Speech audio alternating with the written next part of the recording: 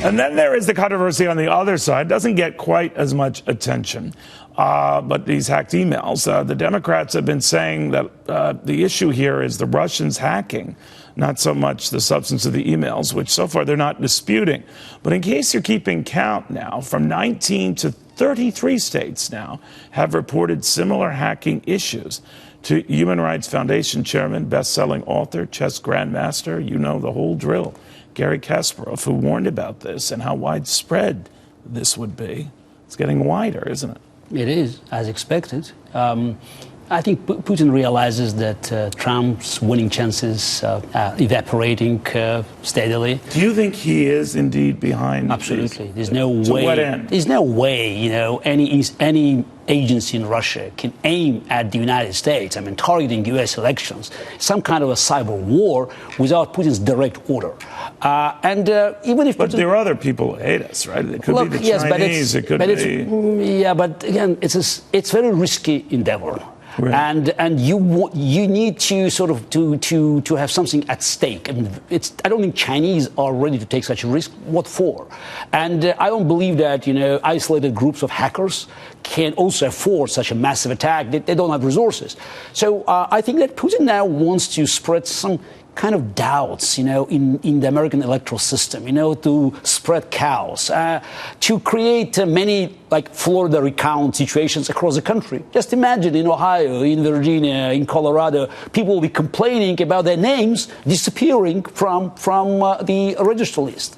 So with all these complaints, it's easy to raise doubts about the outcome of the elections. And for the rest of the world, it will be a clear demonstration that American democracy is not working. All right. Let's say if it is Putin, it is Russia, and the intent was to hurt her chances, and it doesn't, and she gets elected. What would happen then? What would the fallout be then? She's president of the United States.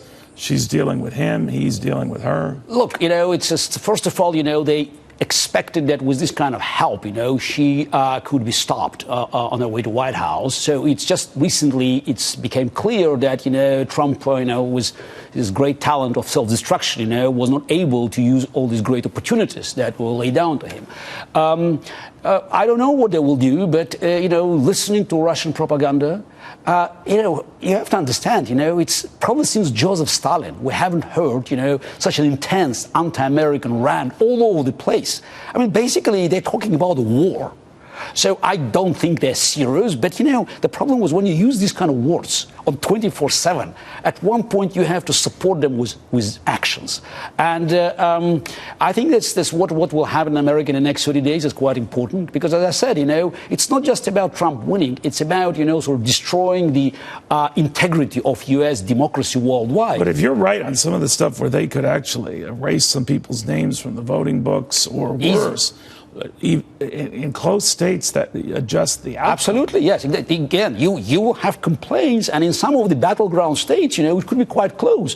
50,000 names, 100,000 names, disappearing, from the list, could make all the difference. And then, have, endless courts, complaints, again, it's a self-destruction We'd be in a long, protracted legal Absolutely. back and forth. And while America will be, preoccupied with this domestic battle, a civil war of some kind, so Putin will have, free hands to go everywhere, Middle East, Baltics, maybe Libya.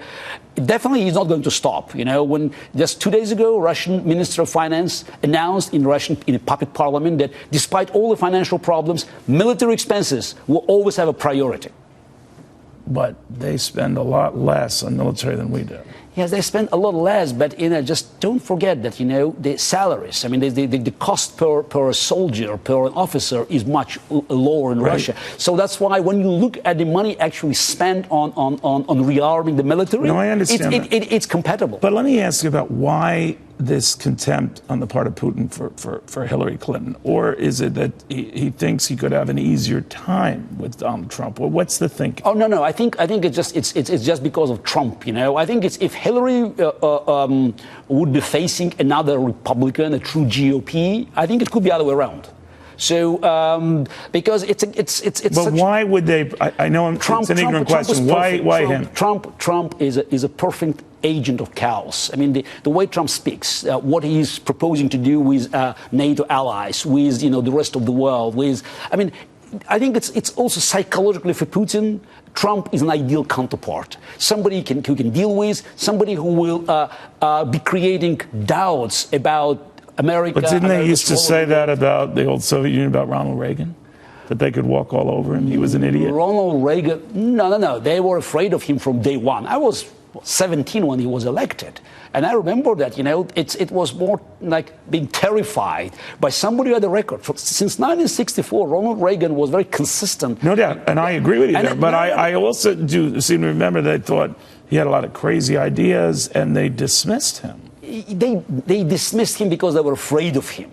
Now, as for Trump, it's exactly the opposite. That's interesting. Well, you've never been a Trump fan, to be fair. Look, I said from the very beginning, Trump is a litmus test for political decency. If you support him, you don't have any. That's a very big thing to say. Look, I think it's just, Trump is a danger for U.S. democracy. And what he did already, I believe, he has buried GOP. And I think that is the first thing we'll see after November 8th. It will be reorganization of this. Well, you could be right about that, Gary. If he does lose, and if it's a big loss, it could be a big change in the party system. It's not only the loss of the White House race. It could be Senate, most likely. And then we're talking about the House now. It could be one of the most devastating losses. At the time, and that's one of the fears. When Obama 8 years in the office, let's say, was not a success. Domestically, question mark. Internationally, total disaster.